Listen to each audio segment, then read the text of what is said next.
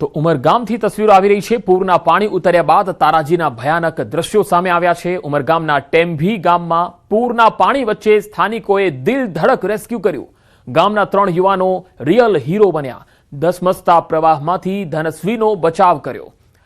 ટેમ્ભી માછીવાડના ગોપાલ, યોગેશ અને વિનોદ માછીએ જીવના જોખમે એક બાળકીને બચાવી હતી।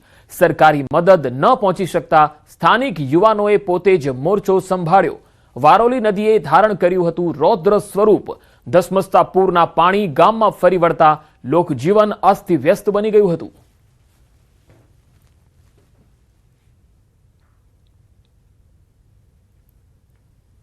હવે વાત અરવલ્લીની। અરવલ્લીના ભિલોડામાં રાત્રિ દરમિયાન ધોધમાર વરસાદ થયો। ભિલોડામાં વહેલી પરોઢે 2 કલાકમાં જ 2 ઇંચ વરસાદ ખાબક્યો। ભારે પવન અને કડાકા ભડાકા સાથે વરસાદ શરૂ થયો હતો। ભારે વરસાદના કારણે ભિલોડાની ઇન્દ્રાશી નદીમાં નવા નીર આવ્યા। શામળાજી પંથકમાં પણ રાત્રિ દરમિયાન 2 ઇંચ વરસાદ નોંધાયો હતો। જિલ્લાના અન્ય તાલુકામાં 1 ઇંચની આસપાસ વરસાદ પડ્યો છે।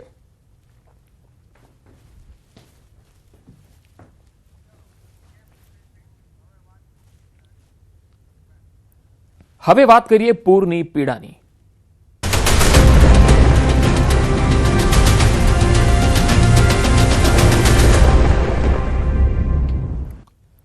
અમદાવાદના બોપલની સોસાયટીમાં 3 દિવસે પણ પાણી હજુ પણ ઓસર્યા નથી। ભગવતી કૃપામાં રહેતા લોકોના ઘરોમાં હજુ પાણી જ પાણી છે।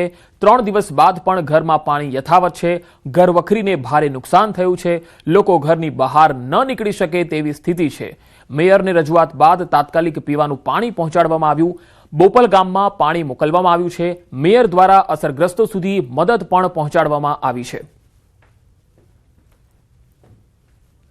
તો બોપલ ગામમાં પીવાનું પાણી મોકલવામાં આવ્યું છે। મેયર હિતેશ બારોટ દ્વારા લોકોને જીવન જરૂરી ચીજવસ્તુઓ અને જરૂરી મદદ પણ પહોંચાડવામાં આવી છે। કારણ કે અહીંયા 3 દિવસથી પાણી ઓસર્યા નથી। બોપલ પંચાયતથી જે રામાપીરનું મંદિર છે, ભાથીજી મંદિર છે અને ભગવતી કૃપા અને ત્રિમૂર્તિ ટેનામેન્ટ છે, આ જે તમામ વિસ્તારો છે ત્યાં હજુ પણ પાણી ભરાયેલા છે, જેના પગલે લોકોનું જનજીવન અસ્તવ્યસ્ત થયેલું છે। ત્યારે બોપલ ગામમાં પીવાનું પાણી પહોંચાડવામાં આવી રહ્યું છે। મેયર હિતેશ બારોટ દ્વારા અસરગ્રસ્તો સુધી જરૂરી સહાય અને મદદ પણ પહોંચાડવામાં આવી છે।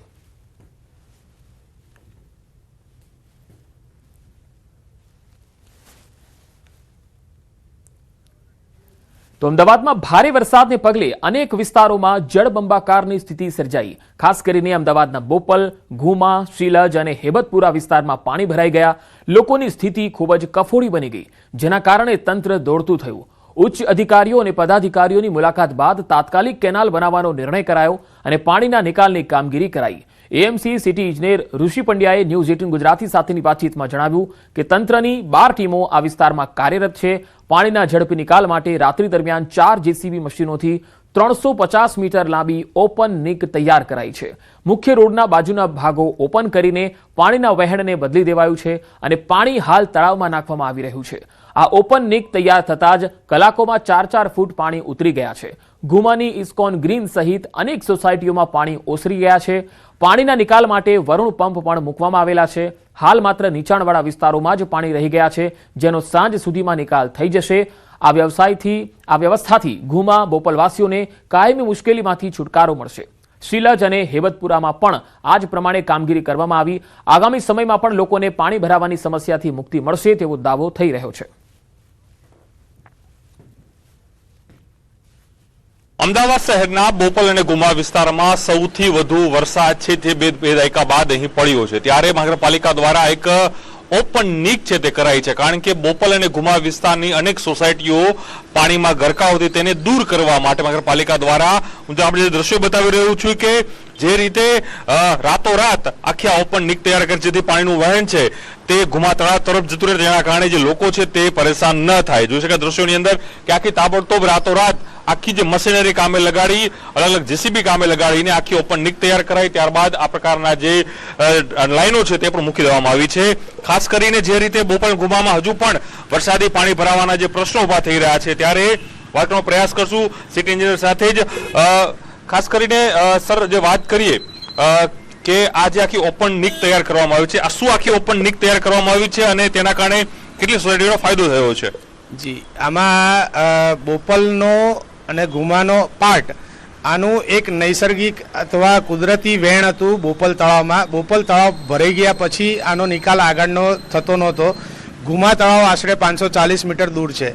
એ સંજોગોમાં રાતોરાત માનનીય મુખ્યમંત્રીશ્રી અને મેયરશ્રી અને મ્યુનિસિપલ કમિશનરશ્રી આવ્યા ત્યાર પછી આ રાતોરાત નિર્ણય લેવામાં આવેલો હતો કે ગુમા તળાવમાં હજી જગ્યા છે તો પહેલાં અહીંયાથી પાણી ડાયવર્ટ કરવા માટેનું વિચારવામાં આવે. એ સંજોગોમાં 540 મીટર જેટલી રાતોરાત અમે ઓપનિંગ કરેલી છે. એઝ એ સિટી એન્જિનિયર તરીકે તમે ઇન્શ્યોર કરો છો કે હવે બોપલ અને ગુમા વિસ્તારોમાં જે 1-2 સોસાયટીઓ બાકી છે તેના પાણી ક્યાં સુધીમાં નિકાલ થશે અને એવરેજ અમદાવાદ સિટીની હાલની સ્થિતિ શું છે? અમદાવાદમાં એસ સચ સર હવે પાણી છે નહીં એટલું. બોપલ વિસ્તારમાં જે પાણી છે આજ રાત સુધીમાં પૂરેપૂરો નિકાલ થઈ જશે. કેટલી ટીમો બોપલ અને ગુમા વિસ્તારમાં મૂકી છે? કારણ કે જે રામદેવ પીરના મંદિરની પાછળનો જે ભાગ છે, અનેક ઠાકોરવાસ છે, જે અનેક જે ગ્રાઉન્ડ નીચેના જે વિસ્તારો છે તેની અંદર પાણી ભરાયા છે, એ ક્યારે નિકાલ થશે? શું વ્યવસ્થાના ભાગરૂપે તર કરવામાં આવી રહી છે? અત્યારે અમારી ટોટલ 12 ટીમ્સ અહીંયા કાર્યરત છે. વરુણ પંપ્સ ટોટલ 4 મૂકેલા છે, જેની અંદર ફક્ત આ 2 સોસાયટી અને વિસ્તાર એવા રહેલા છે કે જે લગભગ રોડથી સરેરાશ 6.5 ફૂટ જેટલા ડાઉન છે. એનો નિકાલની વ્યવસ્થા વરુણ પંપ દ્વારા ચાલી રહી છે, જેના કારણે આજ સાંજ સુધીમાં એટલે મહત્તમ રાતના 9-1 વાગ્યા સુધીમાં આ વિસ્તારમાંથી પાણી સંપૂર્ણપણે ખાલી થઈ જશે. 12 થી વધુ ટીમો હાલ અહીં બોપલ અને ગુમા વિસ્તારમાં મૂકવામાં આવી છે અને જે પણ નીચાણવાળા વિસ્તારો જે પાણી અત્યારે ભરાયા છે તેને મોડી રાત સુધીમાં તેનો સંપૂર્ણ રીતે નિકાલ થશે અને સાથે જ પરમેનન્ટ પણ વ્યવસ્થા થાય તે પ્રકારનું પણ આયોજન છે મહાનગરપાલિકા દ્વારા અહીં કરવામાં આવ્યું છે. પ્રણવ પટેલનો અહેવાલ, ન્યૂઝ 18 અમદાવાદ. તો અમદાવાદ ગ્રામ્ય કલેક્ટરે સ્થિતિની સમીક્ષા કરી. અમદાવાદ ગ્રામ્યના 3 તાલુકાને વધુ અસર છે. ધોળકા તાલુકામાં સૌથી વધુ અસર. પાણી ભરાવાની સમસ્યાના કાયમી ઉકેલ માટે કામગીરી થઈ રહી છે. રસ્તાઓ પર પાણી ન ભરાય તે માટે પણ કામગીરીની સમીક્ષા કરવામાં આવી રહી છે.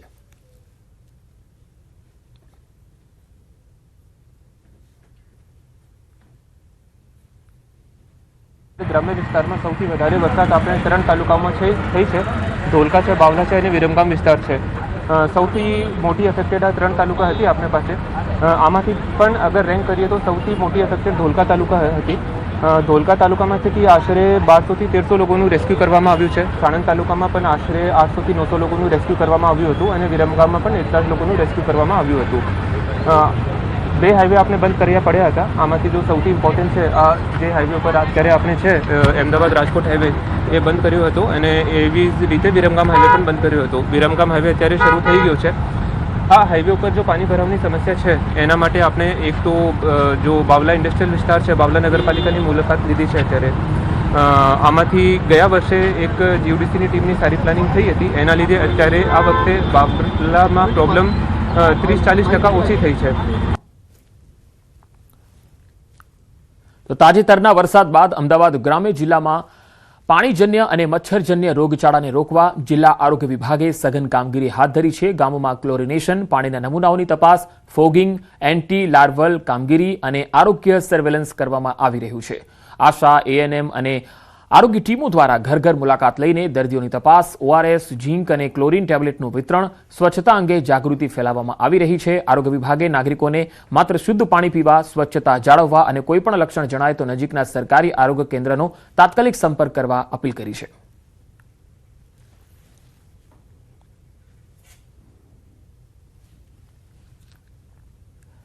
તો અમદાવાદની 3 દિવસ બાદ પરિસ્થિતિ હવે ધીરે ધીરે થાળે પડી રહી છે. બોપલની હરિઓમ વિલા સોસાયટીમાં પાણીનો નિકાલ થઈ રહ્યો છે. મેયર અને એએમસીના અધિકારીઓ કામગીરી કરી રહ્યા છે અને આ કામગીરીને લોકોએ પણ વખાણી છે. સતત પ્રયત્નોથી પાણીનો નિકાલ થયો છે. સોસાયટીમાંથી પાણી ઉતરતા જનજીવન થાળે પડ્યું છે. એએમસીના કર્મચારીઓએ સફાઈ હાથ ધરી છે અને હિતેશ બારોટ લગાતાર 3-4 દિવસ અહીંયા તેમના આંટાફેરા પણ રહ્યા છે. લોકોની સાથે તેઓ સંવાદ કરતા રહ્યા છે, જરૂરી મદદ પણ પહોંચાડતા રહ્યા છે, જેથી લોકોએ પણ એએમસીની કામગીરીને વખાણી છે.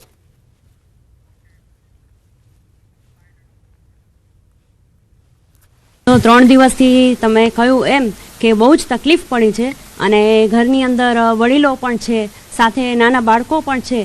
એ બધાને સાચવી અને આ સમસ્યાની સામે એની સાથે રહેવું એટલે અમારા બધા માટે બહુ જ તકલીફની વાત હતી. અને મેઇનલી કે ઘરમાં અમે અહીંયા 19 વર્ષથી આ સોસાયટીમાં રહીએ છીએ પણ આવો ઇસ્યુ કોઈ દિવસ આવ્યો જ નથી. છેલ્લા 2 થી 3 વર્ષથી પાણી ભરાય છે પણ કેવું કે વરસાદ અટકે એટલે પાણી એનો નિકાલ જાતે જ કરી લે છે. અમદાવાદ શહેરમાં 3 દિવસ બાદ પણ પરિસ્થિતિ કેવી છે તેને તમને સ્થિતિ બતાવીશ. અત્યારે અમે બોપલ ગામમાં છીએ અને આ બોપલ ગામમાં 3 દિવસ બાદ પણ સોસાયટીમાં જે પાણી ભરાયેલા છે, લોકોના ઘરમાં પણ હજુ પાણી ભરેલા છે. એનો દ્રશ્ય આપને બતાવવા માંગીશ કે આ સોસાયટી છે, સોસાયટીમાં જ 1.5 ફૂટ જેટલું આ પાણી છે અને આ ઘરમાં પણ અત્યારે 3 દિવસ બાદ પણ આ પાણી ઓસર્યા નથી. આ પાણીને કારણે લોકોને ખૂબ જ મોટું નુકસાન થયું છે અને 3 દિવસથી લોકો છે તે કઈ રીતે રાત વાસો કરી રહ્યા છે. લોકોએ પોતાના ઘર છોડી સગા સંબંધીઓને ત્યાં જવાનો ફરજ પડી રહી છે. અત્યારે ઘરની ઘર વખરી પણ આપ જોઈ શકો છો કે અસ્ત વ્યસ્ત છે તે થઈ ગઈ છે. એટલે કે ઘરમાં જે પાણી ભરાયેલા છે અને આ પાણી ભરાવાના કારણે ઘરમાં જે નુકસાન થયું છે, અત્યારે જે પણ સામાન છે તેને ઉપર રાખ્યો છે કે જેના સુધી પાણી ન પહોંચે. પરંતુ અત્યારે આ ઘરની સ્થિતિ જોઈ શકો છો. લોકોએ 3 દિવસથી જમવાનું બનાવી શક્યા નથી. આ 3 દિવસમાં આખા ઘરમાં ચારે તરફ અત્યારે પાણી જોવા મળી રહ્યું છે અને અંદરના દ્રશ્યો બતાવવા માંગીશ કે અંદર રસોડા